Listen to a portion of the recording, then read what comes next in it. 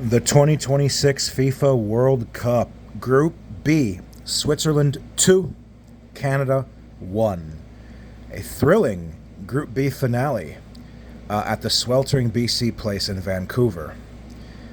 And while this victory for Switzerland allows them to remain undefeated and to snatch top spot in Group B, second place still fell to Canada for their historic first ever advancement to the tournament's knockout round. So, a historic day for Canada. Congratulations, making it past the group stages for the first time ever.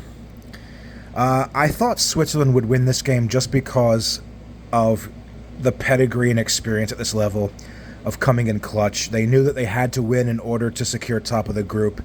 Canada mathematically only needed a draw, so they'll be disappointed they didn't finish top to really make a statement, like the way Mexico and the USA finished top. But it's a good day to be a Canadian soccer fan regardless. And, I mean, to tell you the truth, second in Group B, playing second from Group A, that's a winnable match no matter who it is, whether it's South Africa, whether it's Korea, whether it is Czechia. There's a viable path forward here for Canada to make the round of 16. And if you ask me, I think this loss here to Switzerland is a blessing. I think it's a blessing. I think Canada needed to be beaten by a better side because now they've gotten their loss out of the way, so to speak. And there's no law in the universe that says, okay, that means now that they lost, that means they're going to win their next game. No. It'll be tough no matter who they play. But I think it's a blessing for Canada that they lost here today. I do. So anyway, going into this game, let's talk about overview and statistics. Canada actually had the lion's share of the statistical metrics, and they pushed heavily in the closing minutes. In the first half, Canada actually looked like the better team. They were generating more chances, in my opinion. Well, not even just my opinion, but objectively, you could watch it and see. In the first half, it was intense. It was a tight battle with few clear-cut openings for Switzerland. Switzerland did have possession for much of the first half. They created one major chance in the 11th minute when Briel Mbolo, his shot was saved by Canada's chest-blocking keeper Maxime Crépeau. But Canada continued to gradually fight back into the game. And in the 33rd minute, we saw Kyle Larin. He collects a pass from Jonathan David, and he forces a strong curling save out of Swiss keeper Gregor Kobel. Tempers, however, started to flare in the 31st minute between both teams, where it resulted in yellow cards for Larin and Swiss captain Granit Xhaka, and the teams went into the break tied 0-0. But then, Swiss blitz. Switzerland completely blindsided Canada almost immediately after the start of the first half, of the second half, right after the interval, with a quick 2-goal surge. That was a sucker punch for the host nation.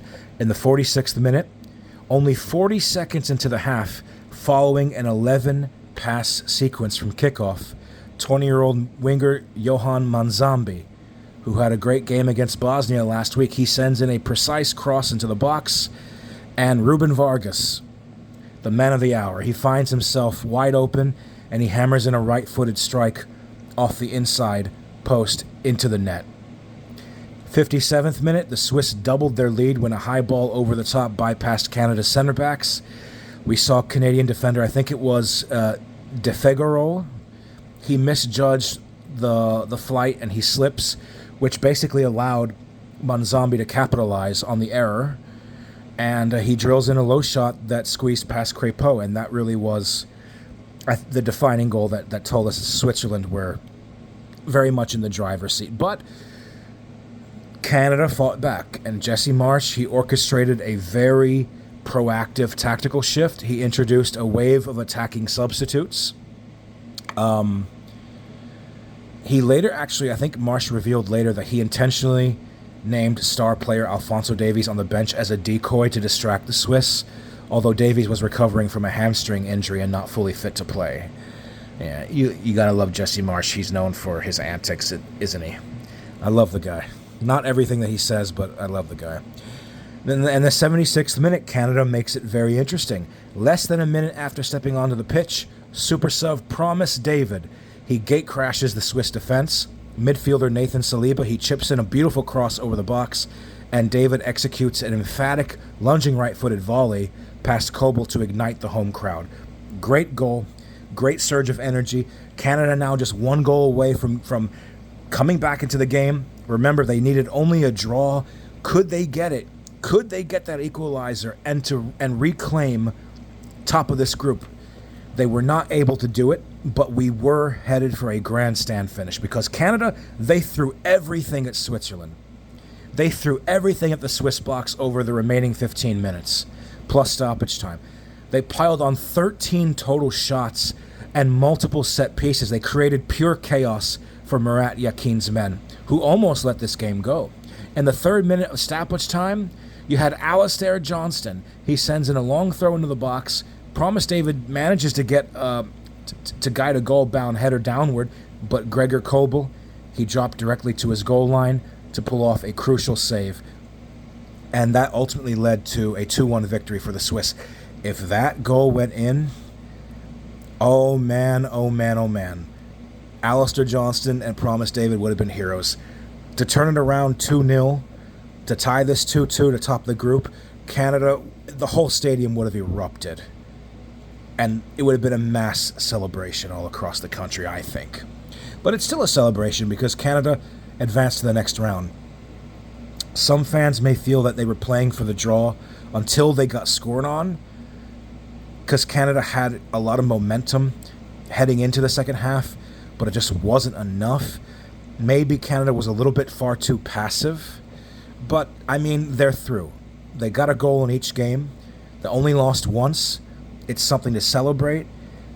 I think Canada probably will be favorites against South Africa. They'll probably be favorites against Czechia. Against South Korea, that's a little bit trickier. That's a 50-50 call. That game will be in Los Angeles. A lot of Koreans that live in LA, that's going to be like a home game for South Korea. But Canada, rejoice. You got the job done. You did yourselves proud. Well done to Jesse Marsch as well. Congrats to Switzerland, too.